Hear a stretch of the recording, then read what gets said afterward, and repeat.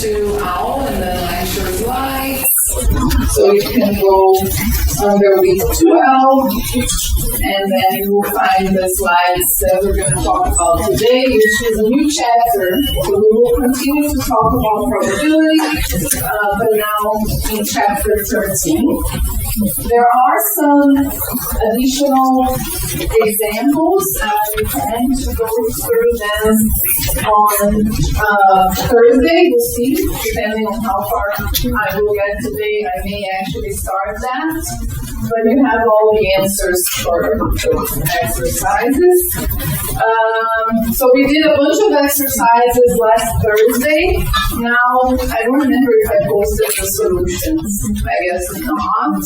So I'll double check. So we did it together using iClicker in class, but I can also update the slides with the answers for those of you who were not here. And we do have an example of how to do a Venn diagram in Python. So if I have time, I will go through that with you as well. But this is something that will be covered in the labs as well. So how you can use Python to build your own Venn diagram. And we're going to talk about what a Venn diagram is as well, of course. So assignment 3. So you guys have submitted. So TAs will be marking. So hopefully by the beginning of next week, I can share the grades with you. So for the last assignment, we will post it soon as possible. We'll see by the end of this week. And that one is due the last day of classes. Okay, let's get started. So as I said, we will continue to talk about probability, and we will learn some new rules today. So that's chapter 13. So we will talk about the general addition rule, and now we will also talk about the important concept of independence and the multiplication rule. We will talk about conditional probabilities. We have seen conditional proportions before when we talked about contingent stables. So we will just revisit that again, but now instead of talking about proportions, we can talk about probabilities.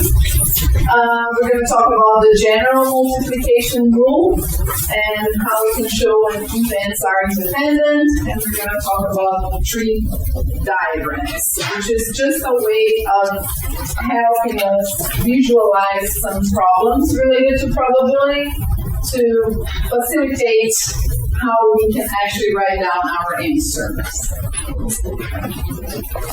Cool. So these are the rules that we saw last week regarding probability. So we saw that the probability of the event A has to be a number between 0 and 1. It includes 0 or 1. Also, we saw that the probability of the entire sample space, so remember the sample space is the list of all possible outcomes, so the probability then of the entire sample space has to be 1. And that's related to the fact when I say that the area under the normal density curve has to be 1, so it's related to that as well. So the addition rule for disjoint events, so if you have two events, A and B, and they are disjoint in the sense that they don't have any outcomes in common, so they have distinct outcomes, so then the probability of A or B occurring is just the probability of A plus probability of B. And again, this is only true if A and B are disjoint. They have no outcomes in common. If they have outcomes in common, which means there is an intersection between these two events, then we have a different rule to solve this about calculating the probability of A or B, and that's the one that we're going to learn today, which is the general addition rule. Okay? So we will basically rewrite this rule number 3 to accommodate for the case when we may have events that are actually not disjoint. And then finally, the probability of an event A not occurring can be written as 1 minus the probability of the event actually occurring. And the other way around is true as well. So the probability of an event A occurring can be written as 1 minus the probability of A not occurring. Okay, cool, quick review. So now that we will start to talk about things that may not be disjoint, one way to better visualize then these things is via a Venn diagram. So this is an example or 2 examples of Venn diagrams. So have you seen Venn diagrams before? Okay. So in this first case here, we have an example of a Venn diagram showing 2 events. So we have A and we have B. Both A and B are part of the sample space. So remember, the sample space is the list of all possible outcomes. So now I'm talking about, okay, I have this particular set of events that I'm calling A, and it's part of the sample space. And then I have another set of outcomes, which I call event B. They're both part of the sample space, but there's nothing in common between them. So they're disjoint. So you can see that in the picture. But there are many occasions where we can have 2 events belonging to the sample space. So we always write down the sample space as this big rectangle. And there are cases where you have these 2 events, but there are actually outcomes in common between them. So you have this intersection going on. So there are some events here in this dark green area that are actually in common. They happen both in A and in B at the same time. Okay? So when you do a Venn diagram, then it helps you visualize if you actually have something like this, there's completely disjoint, or if there is actually an intersection and these 2 events are actually not disjoint. Now, when they are disjoint, like this, you can apply the rule that we just learned, the addition rule for disjoint events. So the probability then are A or B occurring. I can simply write down the sum of the probability. So you have probability of A plus probability of B. I don't need to worry about any intersection. But as I said, in many cases, that's not the case. So the events are actually not disjoint. There are some outcomes in common between them. So in that case, we need to take them into account. So when we are calculating then the probability of A or B occurring, we need to be careful to not double count the events here in the intersection. So we need them to subtract. So we can do still probability of A, probability of B, but we have to subtract probability of A and B. Otherwise, you will be counting it twice. Because as you can imagine, there are things here in common between A and B. So if I do probability of A, for example, I'm already counting for this part. Now if you do probability of B, you will be counting this part again. So that's why we need to take out 1 time. Okay, so basically what you're doing probability, let's say, of just A occurring. So you just do this part, and then you can do probability of B, because that will take into account this dark green portion already. Okay? So the general addition rule then is probability of A plus probability of B minus probability of A and B. Because you don't want to count that twice. You are already counting for that when, let's say, you do probability of A.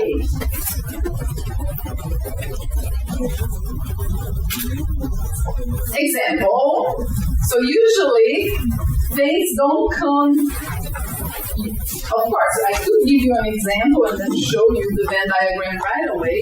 But most of the time we have things written in words, and sometimes it facilitates, depending on the question, to go from the words to a Venn diagram, because then it's easier to see what's going on. So here's what the words are saying. So you have this survey that found out that 65% of adults had read a print book, like a hard copy book, in the last 12 months. So we can call that event P, like reading a hard copy book. And then we have 25% of adults who said that they read a digital format, electronic copy of a book, so we can call that D. And then, as we can imagine, there are some people that actually read both formats. So 18% then of adults read both a print book and a digital book. So if the question is, what is the probability then of an adult reading a printed copy or a digital copy, so which means the probability of P or D, of event P or D happening. So in this case, it's very clear that we have an intersection, that we can have both options occurring simultaneously. So we need to take that into account. So the probability of P or D is not going to be anymore simply probability of P plus probability of D. I will have to take into account that intersection. So what I can do is I can do sums, but I have to extract that probability of both. So it will be 0.65 plus 0.25 minus 0.18. That gives you 0.72. So 72% then is the percentage of adults reading a book in either print or digital or both forms in the previous 12 months. Does that make sense? Okay. So what is the probability of an adult not reading anything?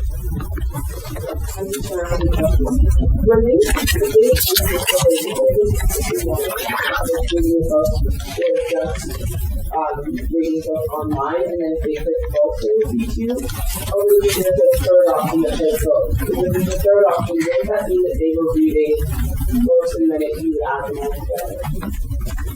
You could do either way, but still there is an intersection because they can still read both. Right. Yeah. So what would be the percentage or the probability of not reading anything? 20%. So we can do 1 minus 7.72. So now let's translate all that to a Venn diagram. So now it's easier to see what's going on. So another way of writing the Venn diagram, we could, instead of writing, for example, having this light green just as P, let's say, we can actually, because now we have 3 separate things, basically. So the light green is really the part corresponding to those that read a hard copy, but not a digital copy. Okay, because you see, it does not include the dark green. So the dark green, they read both, and we know that that one is 18%. And then the light blue correspond to those who read a digital copy but not a printed copy. So how I got to this number, 0.47 and the 007, so I can get that from the initial information. So in that initial paragraph, we saw that the probability of reading a printed copy was 0.65. But then I know that from this 0.65, 0.18 corresponds to those who also read a digital copy. So if I do 0.65 minus 0.18, I get those 0.47. Okay. So now if I ask you, if you do this Venn diagram, and my question was, instead of the question being the simple question, right? What is the probability of P or D? I could ask you as well, what is the probability of P but not D? So when you do a Venn diagram, it's easier to see what that would be. So that's 0.47. And I could do that the same thing for the other side.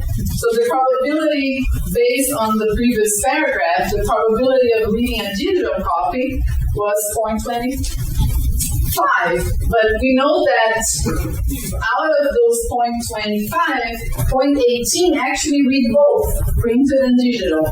So if I do 0.25 minus 0.18, I get the 0.07 here for the light blue area of the Venn diagram. Now, when I sum this 3, I should also get the same 0.72 as before. So there are actually two ways then to calculate what would be the probability of reading a digital copy or a printed copy. So you can use the general addition rule, which is the first way that we did in the previous slide, but you could also sum these 3 disjoint parts of the Venn diagram. Now these 3 things, they are disjoint. Okay, so you can just sum them. If you do that, if you do 0.47, 0.18 plus 0.07, you get the same 0.72. And another thing that we like to do when we construct a Venn diagram is to actually write down the neither option. So this 3 gives you the probability of one thing or the other. But what about not doing any of those things? So you can write that outside. Because remember, the probability for the entire rectangle, for the whole sample space, must be 1. So if you get 7.72 for these 3 things, outside must be 0.28. Okay, so now you have all the information basically in one place. So when we do the Python example, sometimes people draw these circles. The size of the circles can be proportional to the probabilities. So I will teach you how to do both things in Python. But here they decided not to really do that, right? So this circle is still the same size of this one, but because you have smaller probabilities here, you could actually make that smaller if you wanted. So the size of the circle could be proportional to the probabilities. So, but here, in this example, in the textbook, they did not do that. But I'll show you in the Python code how you could do that actually.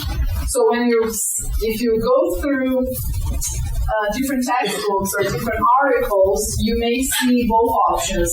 So you can have Venn diagrams with circles, sizes that are related to the size of the probabilities or not. Cool. Example about YouTube channels. So what we have here. So let's so this is about different type of content for YouTube channels. So let's say A is the event that a video posted involved games of some sort, including sports. And then B, let's be the event that the video posted involved hobbies and skills, including sports. So here's what they find. So the probability of A is 0.30, the probability of B is 0.13, and then A or B is 0.34. So first thing, make a Venn diagram similar to the previous one, showing the events. So basically, we're going to do 4 different Venn diagrams, and for each one of them, we're going to highlight one of these events. So the first one to be highlighted is A and B. So basically, we're going to highlight the intersection. The other one is A, but not B.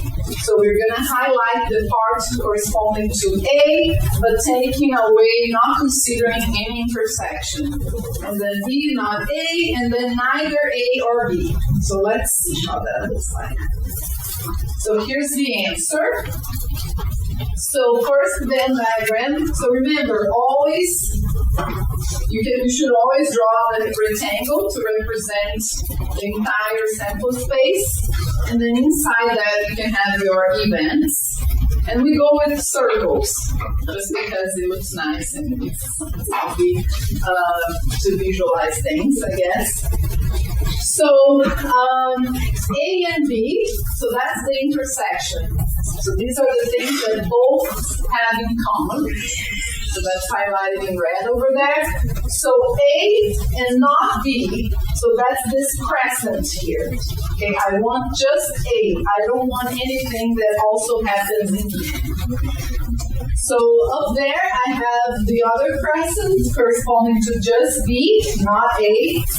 And this is neither A or B. So it's everything outside A or B. Okay. So we just calculated, remember, for the previous example, the probability for this part was 0.28 for the example with the printed versus digital book formats. What is the next question? Describe each of these events in words.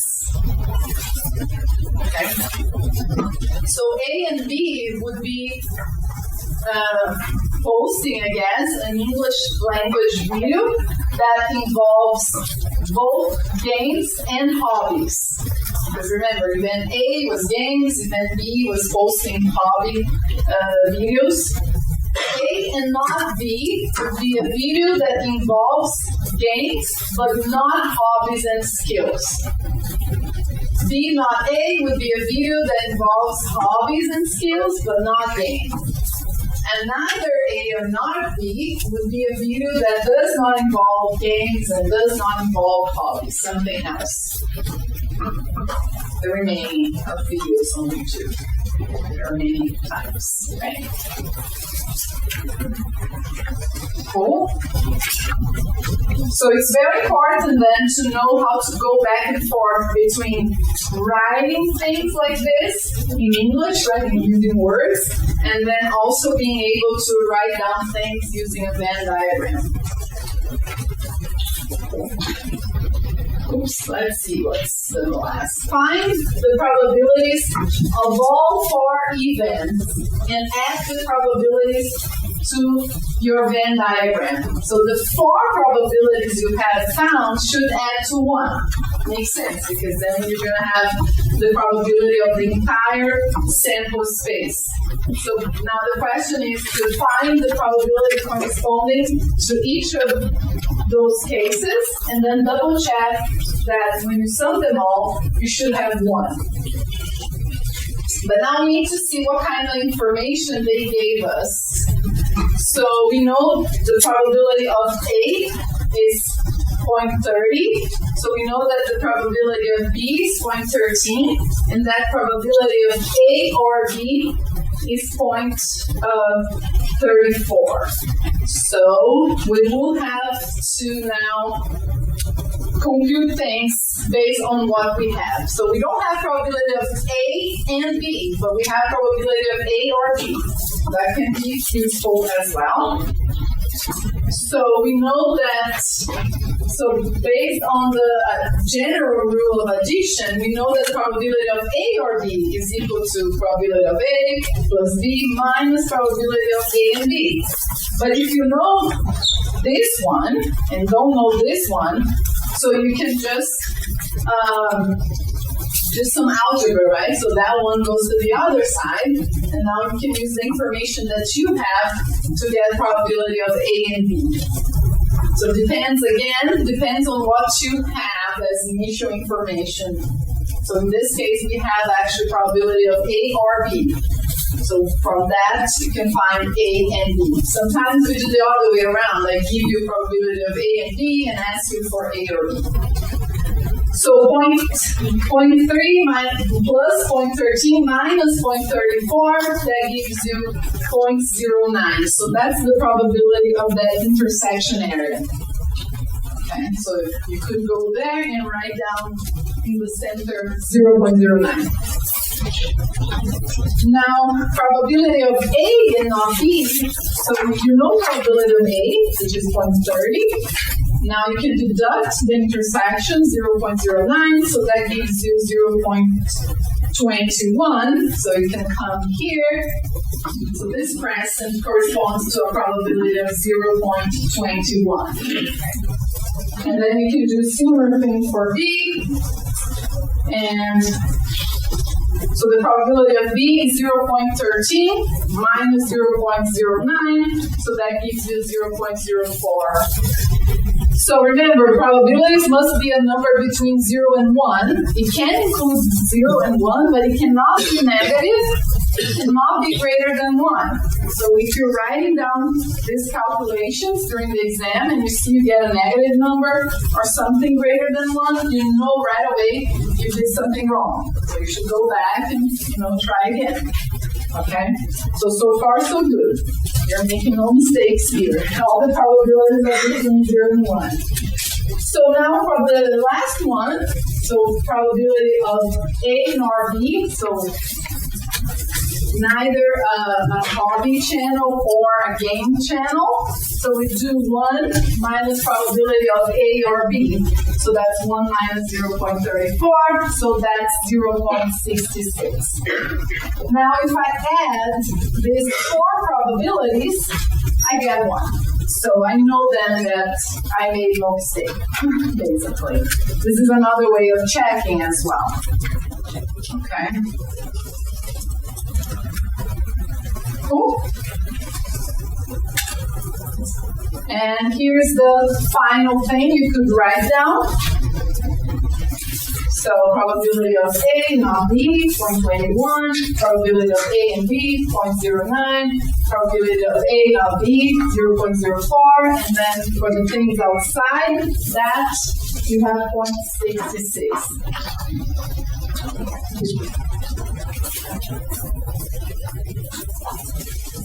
Any questions?